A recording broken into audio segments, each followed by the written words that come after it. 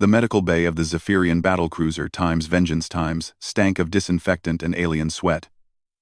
Lieutenant Sarah Chen pressed her back against the cold metal wall, her left arm hanging useless at her side. Blood had long since dried on her torn flight suit, mixing dirt from 3 different worlds with the crimson stains that marked her as prey. She counted 17 different species among her captors. The Zephyrians stood tallest, their crystalline skin catching the harsh overhead lights as they moved between the other prisoners. Gekrid traders scuttled on 4 legs, their beady eyes never settling on one thing for long. But it was the Thrakari soldiers that worried her most. Their reputation for cruelty stretched across known space. The interrogation had lasted 6 hours. They wanted coordinates to Earth's outer defense stations. They wanted fleet movements. They wanted the codes that would let them slip past humanity's early warning systems like shadows in the night. Sarah had given them nothing. Now she sat among 30 other human prisoners, most of them civilians caught when the Zephyrian fleet had hit the mining colony on Kepler 442b. The attack had come without warning, overwhelming the small garrison in minutes.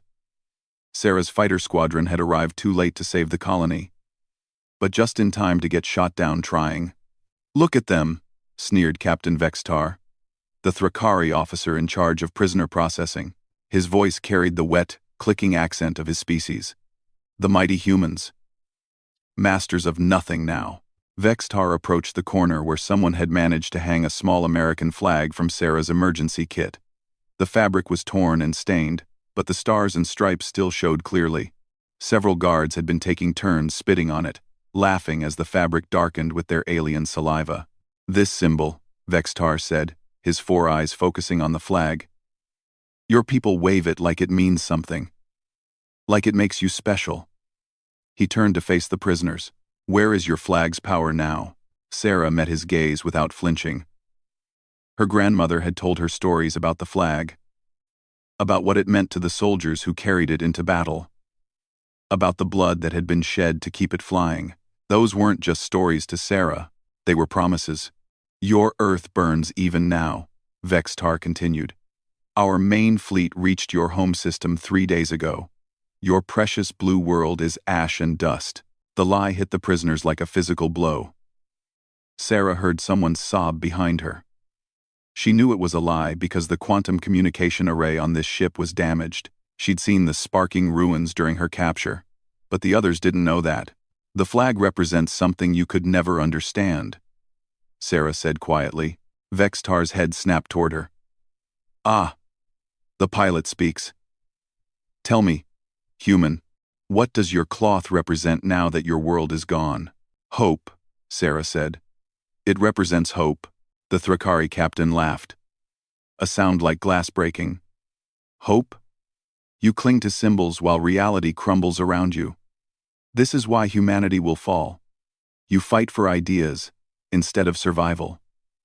He gestured to one of his guards, a hulking Gekrid with cybernetic arms. "Burn it." "No," Sarah whispered, but the word came out stronger than she expected. The guard pulled out a plasma torch. The blue flame danced in his mechanical grip as he reached for the flag. Sarah tried to stand, but her injured arm sent lightning through her nervous system. She collapsed back against the wall. Helpless, the torch touched fabric. Smoke began to rise. That was when the lights went out. Emergency power kicked in a second later, bathing everything in red. Alarms screamed through the ship's corridors. Vextar spun toward the door, his hand already reaching for his sidearm. "Report," he barked into his communication device.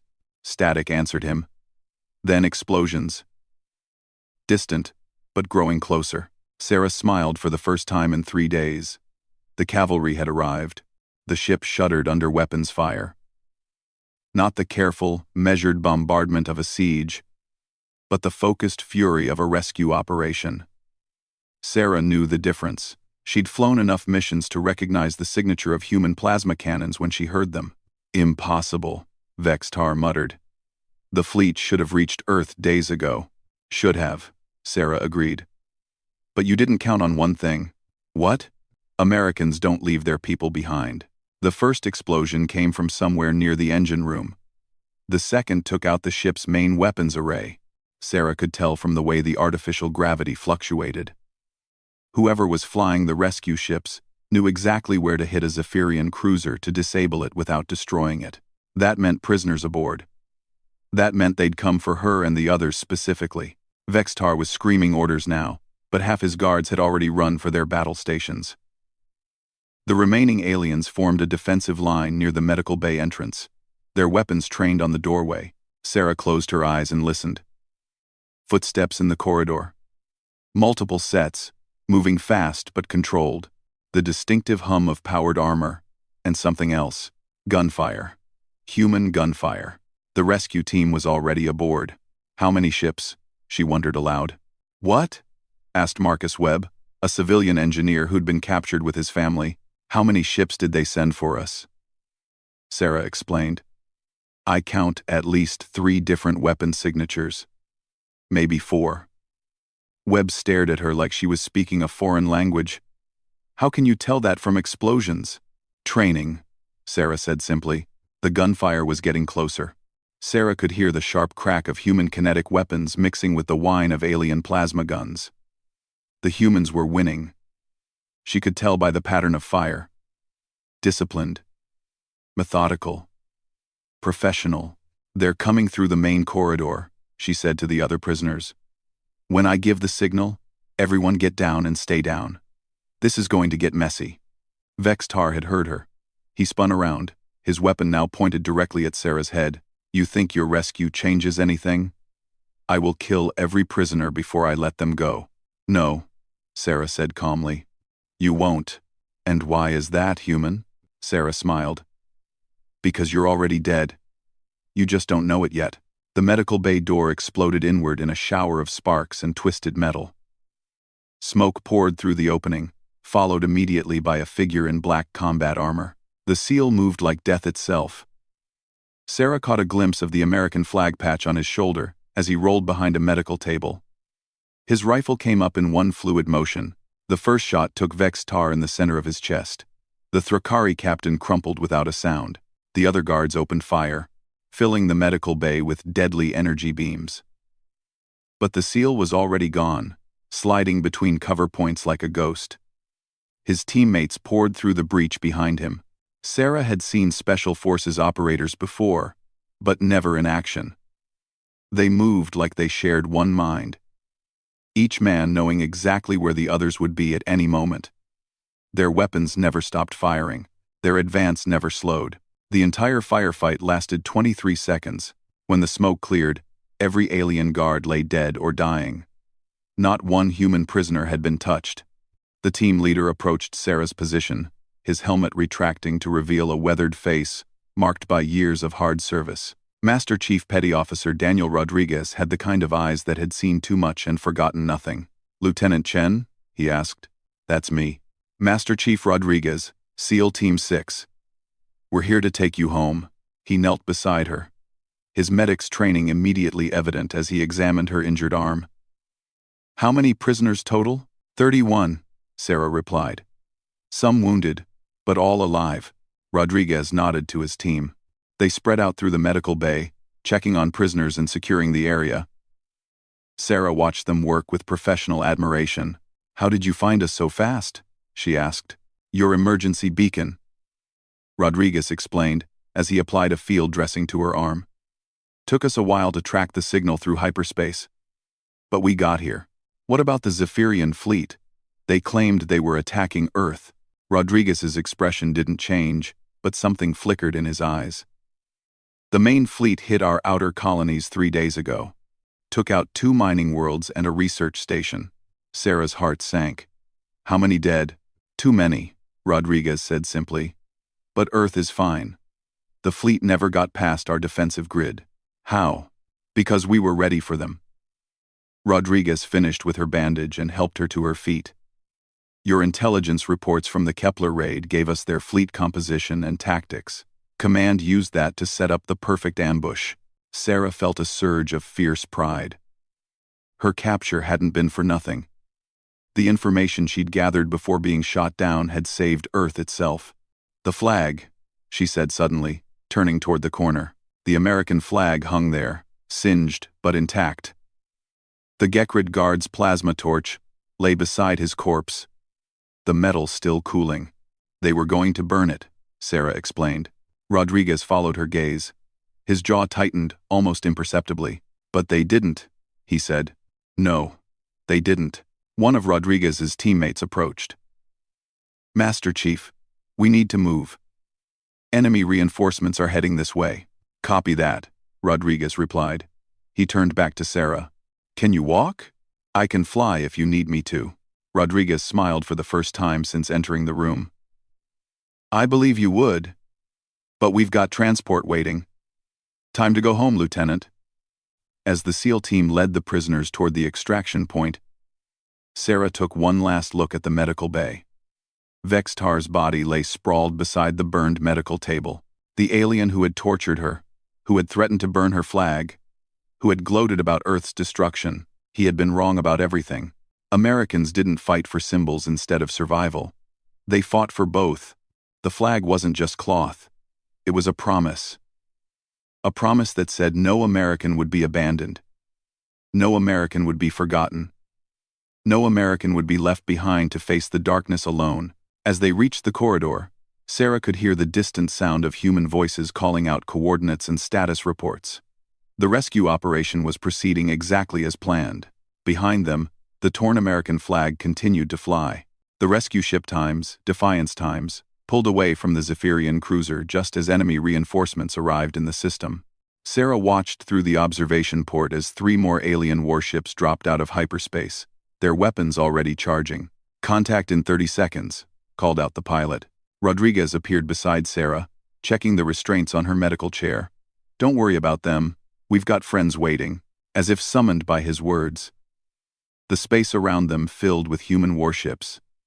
Sarah counted 6 destroyers and 2 heavy cruisers, all bearing the distinctive angular design of Earth Defense Force vessels.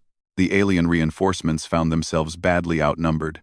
This is Admiral Patricia Hayes aboard the Times Constitution *, came a voice over the communication system.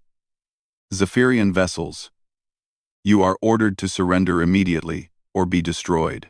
The aliens chose to fight. It was a mistake. The engagement lasted 4 minutes. When it was over, 2 enemy ships drifted dead in space, while the third fled back to hyperspace with its engines trailing plasma. Sarah closed her eyes and let herself relax for the first time in 3 days. She was going home. They all were. But more importantly, the galaxy had learned something today. It had learned that humans kept their promises. It had learned that the American flag meant exactly what it had always meant. It meant that liberty and justice weren't just words.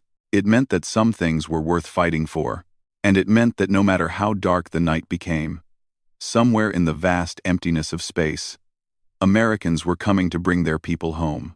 The Times, Defiance Times, jumped to hyperspace, carrying its precious cargo of rescued prisoners back toward Earth. Behind them, the stars burned with the light of human determination. The journey back to Earth took 18 hours through hyperspace.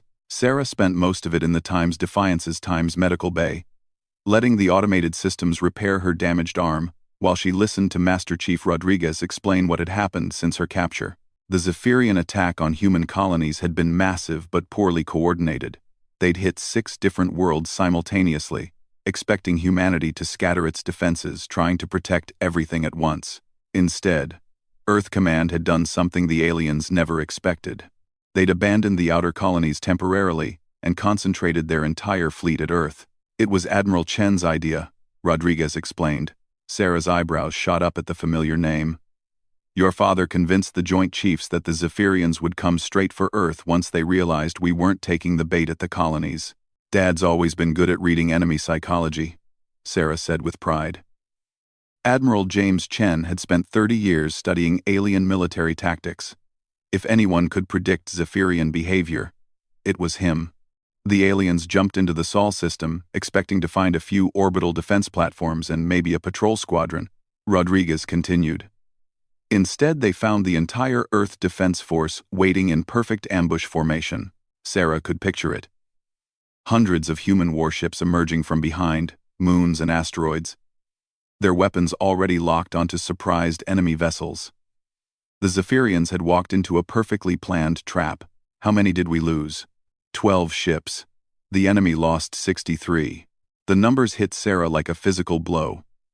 In a single engagement, humanity had destroyed more than half of the Zephyrian battle fleet. It was the most decisive naval victory in human history. They'll think twice before attacking us again, Rodriguez said. No, Sarah replied quietly. They won't attack us at all. Not for a long time. Rodriguez gave her a questioning look. Word will spread, Sarah explained. Every species in known space will hear about what happened at Earth. They'll learn that humans don't just fight back. We win. The Master Chief nodded slowly. HFY. HFY. What? Something my daughter says. Humanity. F. Yeah. It's apparently popular with young people these days. He shrugged. Seems appropriate. Sarah found herself smiling despite everything she'd been through. Young humans were developing their own battle cries now. Their own expressions of pride in what their species could accomplish. Master Chief, called one of his team members from the corridor. We're getting a priority transmission from Earth Command. Rodriguez left to take the call. Sarah used the privacy to process everything that had happened. 3 days ago, she'd been flying routine patrol missions around a mining colony. Now she was returning home as part of the most important rescue operation in recent history. But it wasn't just about the rescue. It was about what the rescue represented. The door chimed, and Marcus Webb entered the medical bay. The civilian engineer looked much better than he had in the Zephyrian prison. Clean clothes, proper food, and the knowledge that his family was safe had worked wonders. Lieutenant Chen, I wanted to thank you. For what? For keeping us calm during the interrogations. For giving us hope when we thought Earth was gone. He gestured vaguely, for being what we needed you to be. Sarah felt uncomfortable with the praise. I was just doing my job. No, Webb said firmly. You were doing something more important than that. You were being American. Before Sarah could respond, Webb left the medical bay. She stared at the closed door for a long time, thinking about his words. Being American. What did that mean anymore? With humanity spread across dozens of star systems. What made someone American when Earth was just one world among many? The answer came to her as she looked at the small flag pin on her flight suit. It wasn't about geography. It wasn't about where you were born or what planet you called home. It was about the ideals. The promises. The belief that all people deserved freedom, justice, and the chance to build better lives. Those ideals traveled with Americans wherever they went. To distant mining colonies. To alien prison ships. To the furthest reaches of known space. And when those ideals were threatened, Americans fought back. Rodriguez returned 30 minutes later, his expression carefully neutral. We need to talk. What's wrong? Earth Command wants to debrief you immediately when we arrive. There's going to be a lot of attention on this rescue. Media, politicians, the whole circus. Sarah groaned. She hated politics. How bad?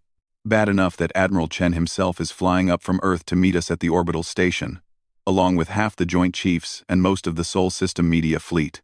They want to turn this into a propaganda event. Can you blame them? Rodriguez asked. We just proved that humans can outfight the biggest alien empire in the galaxy. The political ramifications are enormous. Sarah understood the necessity, but it still bothered her. I didn't fight Vextar for propaganda value. I fought him because he was trying to burn our flag. I know that. Your father knows that. But the politicians see an opportunity to strengthen Earth's position in galactic politics. What kind of opportunity? Rodriguez settled into the chair beside her medical bed. 3 other major powers have already requested formal defense treaties with Earth. The Altarian Republic wants to hire human military advisors. Even the Centauran Empire is talking about joint training exercises. The implications were staggering. For centuries, humanity had been seen as a minor power on the galactic stage, aggressive and unpredictable, but too small to matter in the grand scheme of things. That perception had just changed forever. They're scared, Sarah realized. Terrified, Rodriguez confirmed. If humans can destroy a Zephyrian fleet that easily, what else can we do? Every alien government is running new threat assessments right now. Good, Sarah said fiercely. Maybe they'll think twice before attacking human colonies again. Maybe. Or maybe they'll decide humanity is too dangerous to be allowed to exist. The thought sent a chill through Sarah's veins. A preemptive strike? It's possible. Intelligence suggests that several powers are already discussing the formation of a defensive alliance against humanity. Sarah leaned back in her medical chair, processing the information. The victory at Earth had solved one problem while creating several others. Success in war often led to political complications that were harder to navigate than the original conflict. What does Earth Command want me to say during the debriefing? The truth, Rodriguez replied. Just tell them exactly what happened. Let the politicians figure out how to spin it. An hour later, the Defiance Times, dropped out of hyperspace near Earth's orbital defense grid. Sarah looked through the observation port and felt her breath catch. She'd been born on Earth, but she'd spent most of her adult life in space. Coming home always affected her the same way. The blue-white marble hanging in the darkness never failed to remind her why humanity fought so hard to protect what they'd built. But it wasn't just Earth anymore. It was the principle Earth represented. Beautiful, isn't it? Rodriguez said, joining her at the port. More beautiful than I remembered. It always is, no matter how many times you see it. The defense station Times, Liberty Times, came into view. Its massive bulk bristling with weapon emplacements and docking bays. Sarah could see dozens of ships moving in and out of the facility. The aftermath of the recent battle was evident in the number of vessels undergoing repairs. There's your ride, Rodriguez said, pointing to a sleek diplomatic shuttle approaching their position. Sarah watched the shuttle maneuver toward their docking bay. In a few minutes, she'd be transferred to the station for debriefing. After that, she'd finally go home to Earth for the first time in 3 years. But first, she had questions that needed answers. Master Chief, how did you know where to find us so quickly? My emergency beacon couldn't have transmitted through hyperspace. Rodriguez was quiet for a long moment. Your father had ships positioned along every possible escape route from the Kepler system. When your beacon activated, we were already close enough to track it. He knew I'd been captured. He knew you'd gone down fighting and that you were too stubborn to die easily. The search and rescue operation began 15 minutes after your fighter went silent. Sarah felt a warmth spread through her chest. Her father had never stopped believing she was alive. Even when logic suggested otherwise, he'd kept looking. He sent his own flagship as part of the rescue fleet, Rodriguez added. Admiral Chen wanted to lead the mission personally, but the Joint Chiefs overruled him. So he sent you instead. He sent the best team available, Rodriguez corrected. Which happened to be us. The docking clamps engaged with a solid thunk. Sarah could hear the airlock cycling through its connection sequence. Lieutenant, Rodriguez said as they prepared to disembark. Whatever happens during the political circus, remember one thing. You didn't just survive capture. You kept 30 other people alive through the worst experience of their lives. That matters more than any propaganda value. Sarah nodded, touched by the sincerity in his voice. Master Chief? Thank you. For everything. Thank you for giving us someone worth rescuing. The airlock opened, and Sarah walked into the space station that would serve as the stage for humanity's next chapter in galactic politics. Behind her, the rescued civilians followed, each carrying their own story of survival and hope. Ahead of her waited her father, the debriefing, and the complex negotiations that would determine humanity's place among the stars. But for now, Sarah was content with a simple truth. She was home. They all were. And that was what mattered most. The corridor of the Liberty Times station stretched ahead like a tunnel carved from starlight. Sarah walked beside Rodriguez, still wearing her damaged flight suit because the medical bay had focused on her injuries rather than her appearance. She'd refused the offer of a clean uniform. The stains and tears told a story she wanted people to see. They passed through 3 security checkpoints before reaching the central command level. At each one, Sarah noticed how the station personnel looked at her. Word of the rescue had spread quickly through the facility. Lieutenant Chen? A young ensign approached them nervously. "Admiral Chen requests your immediate presence in Conference Room Alpha." "My father?" "Yes, ma'am. He arrived 20 minutes ago with the Joint Chiefs." Sarah exchanged a glance with Rodriguez. The Master Chief gave her an encouraging nod. "Go see your father," he said.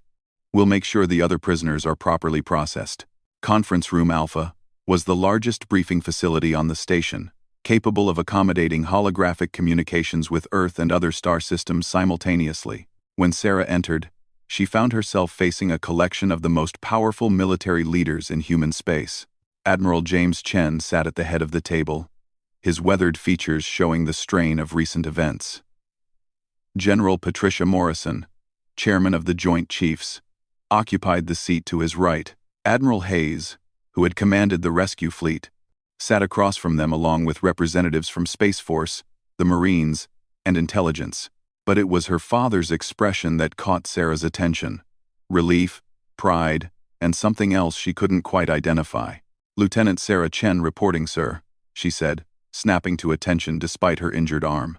"At ease," Admiral Chen replied, his voice carefully controlled. "Please, sit." Sarah took the indicated chair, hyper-aware of the recording devices positioned around the room. This debriefing would become part of the official record of humanity's first major interstellar conflict. "Before we begin the formal debrief," General Morrison said, "I want you to know that your actions during captivity have been noted at the highest levels of government. Your refusal to provide intelligence to the enemy may have saved thousands of lives." "Thank you, ma'am. I was just doing my duty." "Your duty and more," Admiral Hayes interjected. "The civilians we rescued credit you with keeping morale up during the worst moments of their captivity. That shows leadership under the most difficult circumstances imaginable." Sarah felt uncomfortable with the praise, but she understood its purpose. These officers were establishing the official narrative of events for the historical record. "Now," General Morrison continued, "walk us through the interrogation process. What did the Zephyrians want to know?" Sarah spent the next hour recounting every detail she could remember. The questions her captors had asked, the methods they'd used, the hierarchy among different alien species on the ship.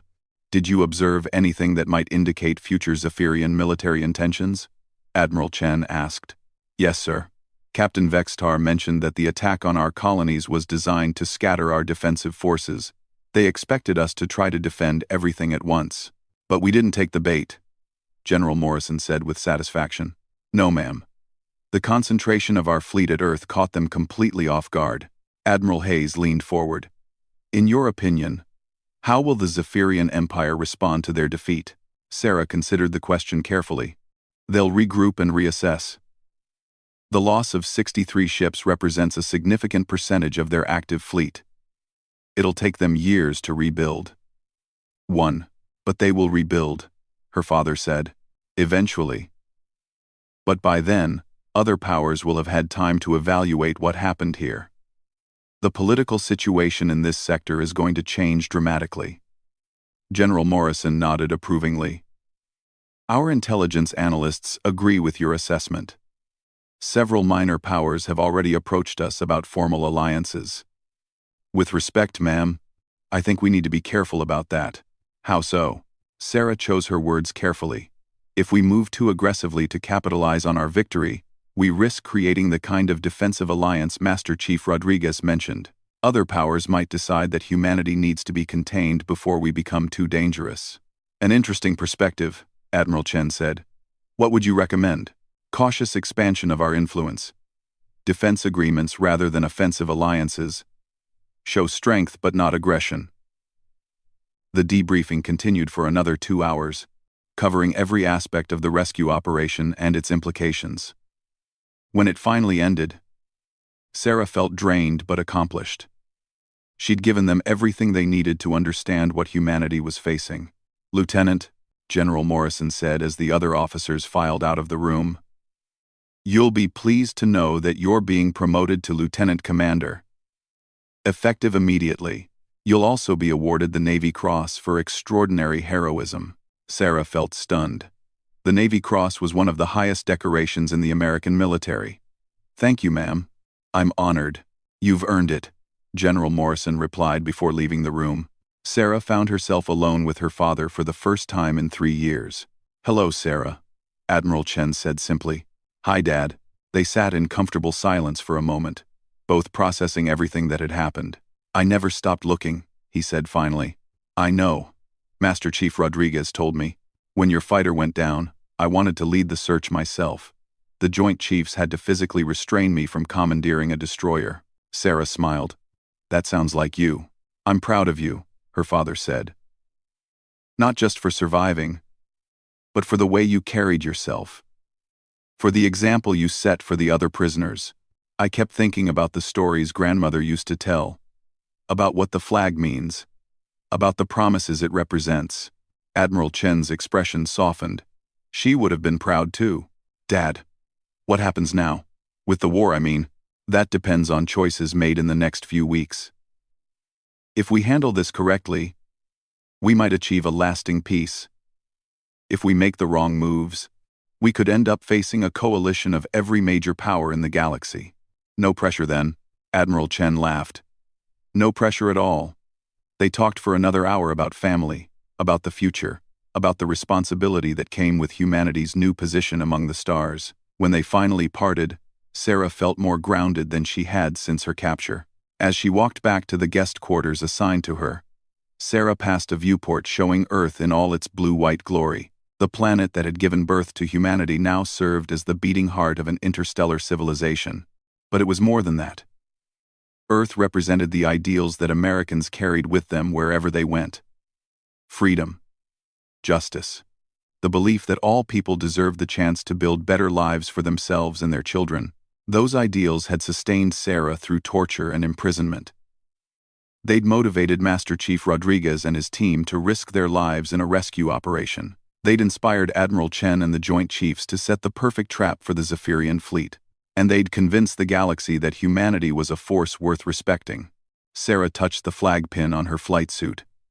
The small piece of fabric had survived everything the aliens could throw at it. It would continue to fly, in one form or another, as long as humans believed in what it represented.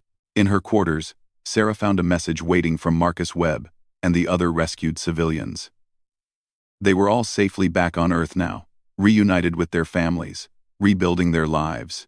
But they would never forget what they'd learned in that alien prison ship. They would never forget that when things looked darkest, when hope seemed lost, Americans came to bring them home. That was the real victory. Not the destruction of enemy ships or the political advantages that might follow. The real victory was keeping the promise that no American would be left behind. 6 months after the rescue, Lieutenant Commander Sarah Chen stood on the observation deck of the newest addition to humanity's fleet. The USS Times Determination Times represented everything humans had learned from their first major interstellar conflict. Bigger than previous designs, more heavily armed, and equipped with technology reverse-engineered from captured Zephyrian vessels. But it wasn't the ship's impressive specifications that had drawn Sarah to the observation deck. It was the ceremony taking place in the main hangar bay below. Through the transparent aluminum deck plating, she could see rows of newly graduated Naval Academy cadets receiving their first assignments. Young men and women from dozens of different worlds, all united by their commitment to defend human space and the principles America represented. Beautiful sight, isn't it? Master Chief Rodriguez appeared beside her, having finished his own role in the ceremony. "Amazing," Sarah agreed. "When I was their age, humanity barely had a dozen ships capable of interstellar travel. Now look at us." The hangar bay contained representatives from every branch of the expanding human military: Space Force pilots, Marine assault specialists, Navy engineers, intelligence operatives, and at the center of it all, the newest graduates of the most prestigious military academy in human space. "The Zephyrian attack changed everything," Rodriguez observed. "Before that, most people saw the military as a necessary but minor part of colonial life. Now, everyone understands that freedom has to be defended." Sarah nodded.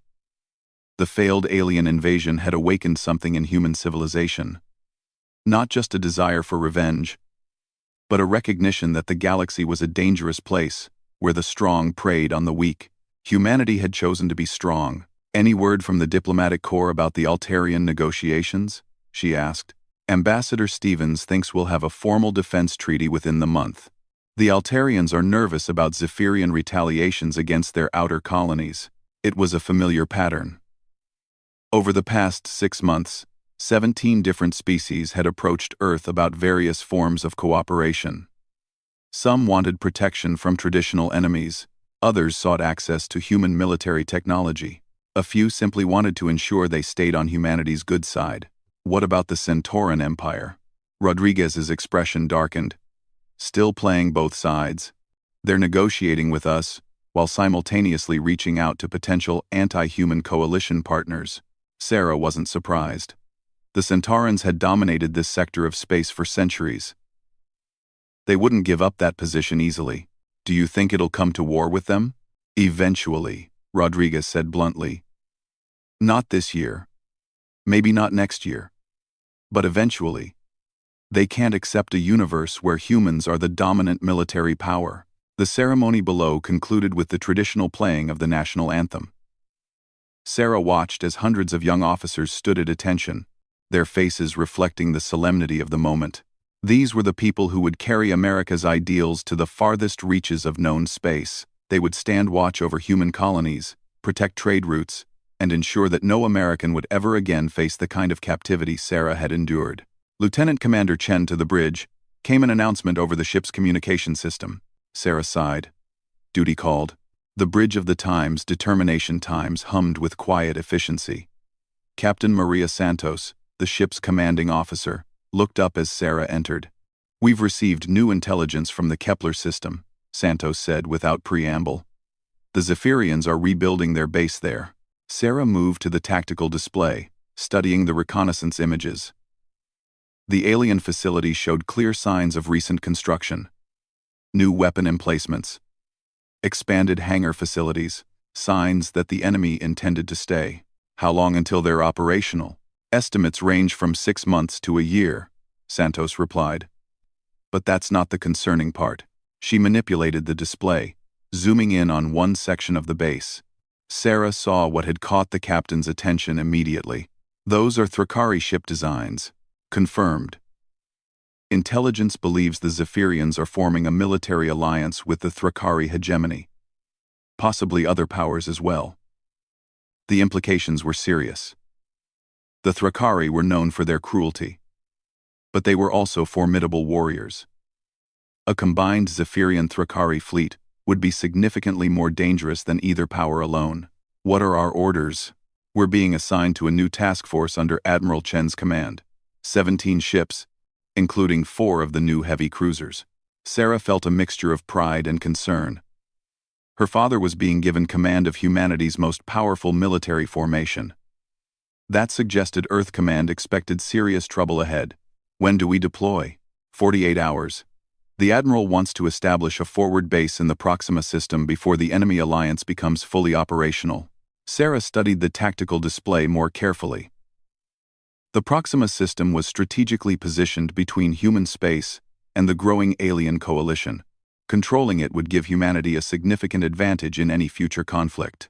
Captain, request permission to speak freely. Granted.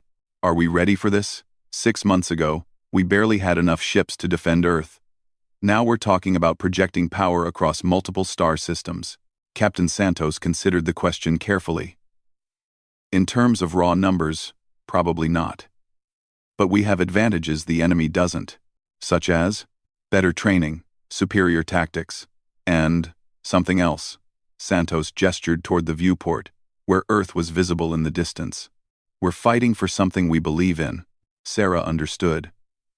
The Zephyrians and Thrakari were aggressive species, driven by conquest and dominance. But humans fought for different reasons. They fought to protect their families, their homes, their way of life.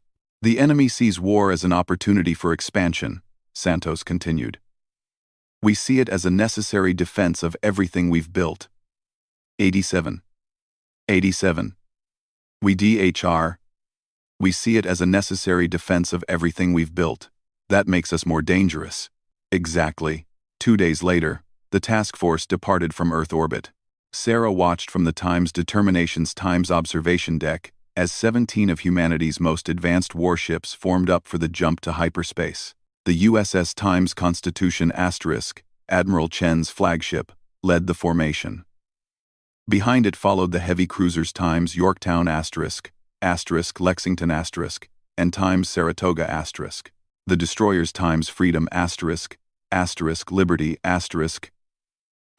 Justice *, and 10 others filled out the fleet's order of battle. Each ship represented the pinnacle of human engineering and the commitment of thousands of people to defend their civilization. But more than that, each ship carried a piece of American idealism into the darkness between stars. "Impressive sight," commented Commander Jackson Torres, the Times Determinations Times executive officer. "More than impressive," Sarah replied. "It's historic. This is the first time humanity has ever projected this kind of military power beyond our home system. Think it'll be enough?" Sarah thought about everything that had happened since her rescue. The political maneuvering, the alliance negotiations, the growing tension between human space and the emerging alien coalition. "It has to be," she said finally. The fleet jumped to hyperspace in perfect formation. Sarah felt the familiar sensation of reality shifting as the ships entered the dimension that allowed faster-than-light travel. In 6 hours, they would arrive at Proxima and begin the next phase of humanity's expansion into the galaxy. But for now, Sarah was content to stand at the observation port and think about how far they'd all come. 6 months ago, she'd been a prisoner facing torture and possible death. Now she was part of the most powerful military force humanity had ever assembled. 6 months ago, humans had been seen as a minor species on the galactic stage. Now, every major power in the sector was either seeking alliance with Earth or preparing to fight against it. 6 months ago, the American flag had nearly been burned by alien captors, who saw it as meaningless cloth. Now that same flag flew on warships carrying freedom to distant stars. The journey from prisoner to fleet officer had taught Sarah something important about the nature of power. It wasn't just about weapons or numbers or technological superiority. Real power came from knowing what you stood for and being willing to fight for it. The Proxima system contained 3 planets and an asteroid belt rich in rare minerals. More importantly, it contained the perfect location for a forward operating base capable of supporting large-scale military operations. Admiral Chen had chosen their destination well. "Exit from hyperspace in 30 seconds, announced the navigation officer. Sarah made her way to the bridge, taking her assigned position at the tactical station. Around her, the crew of the Times, Determination Times, prepared for whatever they might find in normal space. "Exit from hyperspace now," called navigation. Reality snapped back into focus around them. Sarah's instruments immediately began analyzing the tactical situation in the Proxima system. "Multiple contacts," she reported. "I'm reading. 17 ships in defensive formation around Proxima Centauri b. Identification?" Captain Santos asked. Sarah worked her controls, pulling detailed sensor readings from the alien vessels. "Confirmed Zephyrian design. Heavy cruiser classes, mostly. But Captain, I'm also detecting 3 ships of unknown configuration." "Unknown how?" "The sensor profiles don't match anything in our databases. The power signatures suggest advanced technology, possibly more advanced than anything we've encountered." Admiral Chen's voice came over the communication system from the Times Constitution *. "All ships maintain current formation. Do not power weapons unless ordered." Sarah understood her father's caution. The human task force was outnumbered and facing ships of unknown capability. Starting a fight under these circumstances could be disastrous. "They're hailing us," reported the communications officer. "On screen," Captain Santos ordered.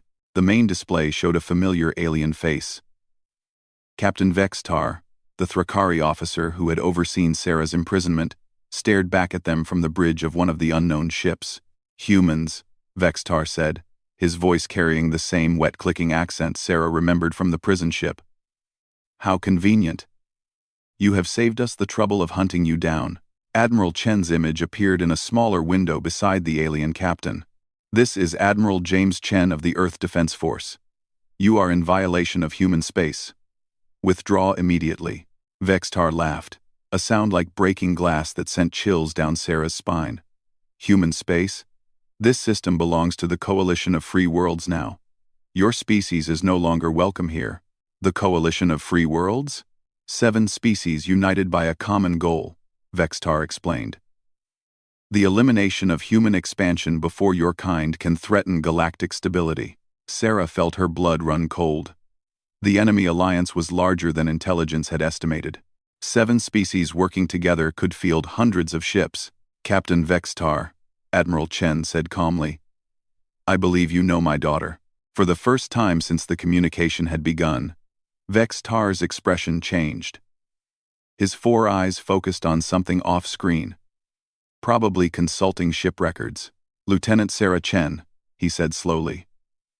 The pilot who refused to provide intelligence during interrogation. That's Lieutenant Commander Chen now. Admiral Chen corrected. She was recently promoted for extraordinary heroism. Vextar's expression twisted into something that might have been amusement. How touching, a family reunion among the stars. More than that, Admiral Chen replied. A demonstration of why humanity will never be defeated. Bold words for someone who is outnumbered. Numbers aren't everything, Captain, as you learned at Earth. The alien's face darkened. The defeat of the Zephyrian fleet had clearly been a source of ongoing humiliation for their allies. This time will be different, Vextar said. This time we are prepared for your tricks. We'll see about that, Admiral Chen replied, and cut the communication. Sarah stared at the tactical display, counting enemy ships and calculating odds. 17 alien vessels against 17 human ships, but 3 of the enemy vessels were of unknown configuration, possibly significantly more advanced than anything in the human fleet. All ships. Admiral Chen's voice came over the fleet communication channel. Execute Battle Plan Alpha. Repeat. Execute Battle Plan Alpha. Sarah felt her heart rate increase. Battle Plan Alpha was the most aggressive tactical formation in the human playbook. It assumed technological parity with the enemy and relied on superior coordination and training to achieve victory. Her father was betting everything on the quality of human officers and crew. You heard the Admiral, Captain Santos announced to the bridge crew. All stations, battle ready. The time's determination times surged forward with the rest of the human fleet, weapons charging and shields powering up. Sarah watched her tactical display as both forces moved toward engagement range. Enemy ships are powering weapons, she reported. Understood. Maintain formation and wait for the Admiral's signal. The 2 fleets closed to combat range, intense silence. Sarah could see the alien ships clearly now, through the main viewport. Sleek Zephyrian designs, alongside the more angular Thrakari vessels. And in the center, those 3 unknown ships that could hold any number of surprises. All ships, Admiral Chen's voice was calm and steady. Engage at will. The space between the 2 fleets erupted in weapon fire. Sarah watched in fascination as the battle unfolded. The human ships moved with precision that bordered on choreography, each vessel knowing exactly where the others would be at any given moment. Their weapons fire was concentrated and devastating. The aliens fought bravely, but their coordination was lacking. 7 different species trying to work together created natural communication delays and tactical confusion. Within 10 minutes, 3 enemy ships were drifting dead in space. The humans had lost none.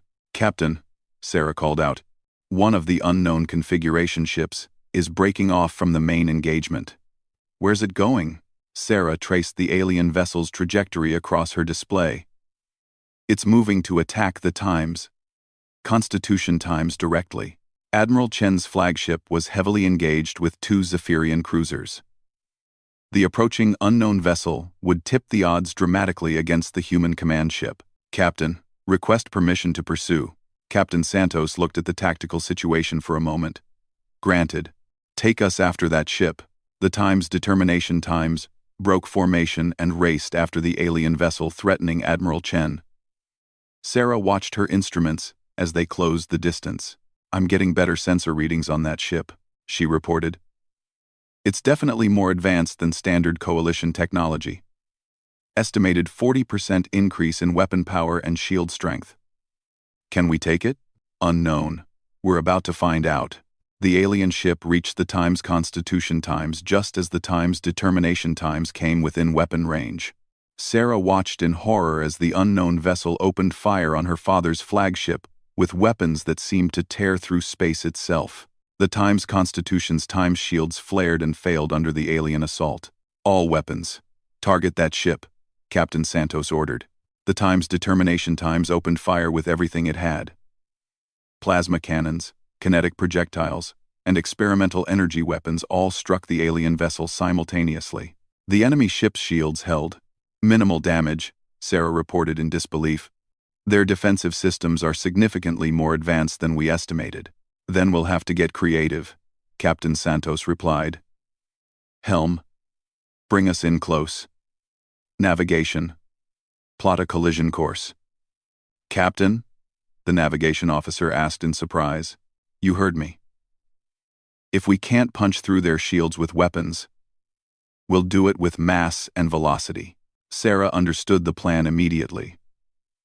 At close range and high velocity, even advanced shields could be overwhelmed by the kinetic energy of an entire starship. Captain, that's a suicide run. Not if we time it correctly. All hands. Prepare for emergency transport to escape pods on my signal. The Times Determination Times accelerated toward the alien vessel at maximum velocity. Sarah watched the distance close on her tactical display while her hands flew over her control panel, preparing the ship's weapons for one final, point-blank salvo. Transport in 10 seconds, Captain Santos announced. Wait, Sarah said suddenly. I'm reading massive power fluctuations in the alien ship. Their shields are destabilizing. On the main display, they could see energy discharges across the enemy vessel's hull. The combination of sustained weapon fire and some kind of internal malfunction was tearing the ship apart from within. Emergency transport now, Captain Santos ordered. The bridge crew materialized in escape pods, just as the alien ship exploded in a brilliant flash of light. The Times Determination Asterisk, now running on automated systems, passed safely through the expanding debris field. From her escape pod, Sarah watched as the remaining alien ships broke off their attack and fled toward the edge of the system. The Battle of Proxima had lasted 37 minutes and ended in complete human victory. But more importantly, it had demonstrated something that would reshape the balance of power in the galaxy. Even when outnumbered and facing advanced alien technology, humanity would not back down. Americans would fight for their principles, no matter the odds. As the rescue ships arrived to collect escape pods and assess damage, Sarah thought about the flag pin still attached to her flight suit. It had survived another battle, another test of human resolve. The galaxy was learning that Americans kept their promises. All of them. The rescue operation took 6 hours. When it was complete, Admiral Chen's task force had lost 2 ships with minimal casualties, thanks to advanced escape pod systems. The enemy coalition had lost 9 vessels and retreated from the Proxima system entirely. Sarah found herself aboard the Times Constitution Times for the voyage home, having been invited to her father's flagship for the debriefing on the battle's implications. The unknown ships were definitely from the hegemony of minds, Admiral Chen explained to his senior staff. Intelligence finally identified them from battle recordings. Sarah had heard of the hegemony, a collective consciousness that controlled dozens of star systems on the far side of Zephyrian space. If they were involved in the coalition against humanity, the threat was more serious than anyone had realized. How many ships can the coalition field in total? Asked Captain Santos, who had also been transferred to the flagship. Conservative estimates suggest 400 vessels, replied Admiral Chen, but that includes everything from scout ships to supercarriers. And our total fleet strength? 63 ships capable of deep space operations. The numbers were sobering. Even with superior training and tactics, humanity would be hard-pressed to fight off a coordinated attack by the entire coalition. What's our strategy going forward? Sarah asked. Divide and conquer, Admiral Chen replied. The coalition is held together by fear of human expansion, not genuine cooperation. If we can demonstrate that we're not interested in aggressive conquest, some members might reconsider their participation. And if that doesn't work, then we fight. And we win. Because the alternative is the end of everything Americans have ever stood for. The meeting continued for another hour, covering logistics, intelligence requirements, and political considerations. When it ended, Sarah walked with her father to his private office aboard the flagship. "How are you holding up?" Admiral Chen asked, once they were alone. "Better than I expected. The nightmares have mostly stopped. I'm proud of you, Sarah. Not just for your service, but for the example you set. The story of your rescue has spread throughout human space. It's becoming a symbol of American resolve." Sarah felt uncomfortable with the idea of being a symbol. "I was just doing my job. Sometimes doing your job is enough to change the galaxy." They stood together at the viewport, watching the stars stream past as the fleet made its way back toward Earth. Somewhere out there, alien governments were reassessing their plans for dealing with humanity. Some would choose cooperation, others would choose confrontation, but all of them would remember what had happened at Proxima. "Dad, do you think we're doing the right thing? Expanding into space this aggressively?" Admiral Chen considered the question carefully. "I think we're doing what we have to do to survive. The galaxy is a dangerous place, Sarah. If we don't claim our place among the stars, someone else will decide our fate for us. And American ideals? Do they still matter when we're talking about interstellar politics? They matter more than ever. We're not just carrying our flag to distant worlds.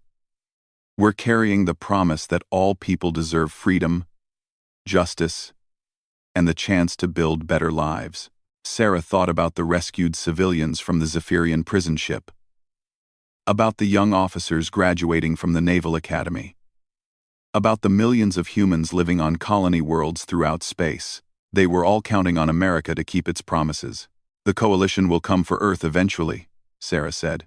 "Probably, but when they do, they'll find us ready. Dad, when that happens, I want to be there. On the front lines." Admiral Chen smiled. "I wouldn't expect anything less from my daughter." The Times-Constitution Times jumped to hyperspace, carrying the task force home to Earth. Behind them, the Proxima system settled into an uneasy quiet under the protection of automated defense platforms. But the real protection came from something the alien coalition couldn't understand. It came from the knowledge that Americans had planted their flag on distant worlds and would never willingly give them up. The galaxy had learned that humanity was more than just another species competing for resources and territory. Humanity was an idea. An ideal that said all people deserved to live free, and Americans would fight for that ideal until the last star burned out.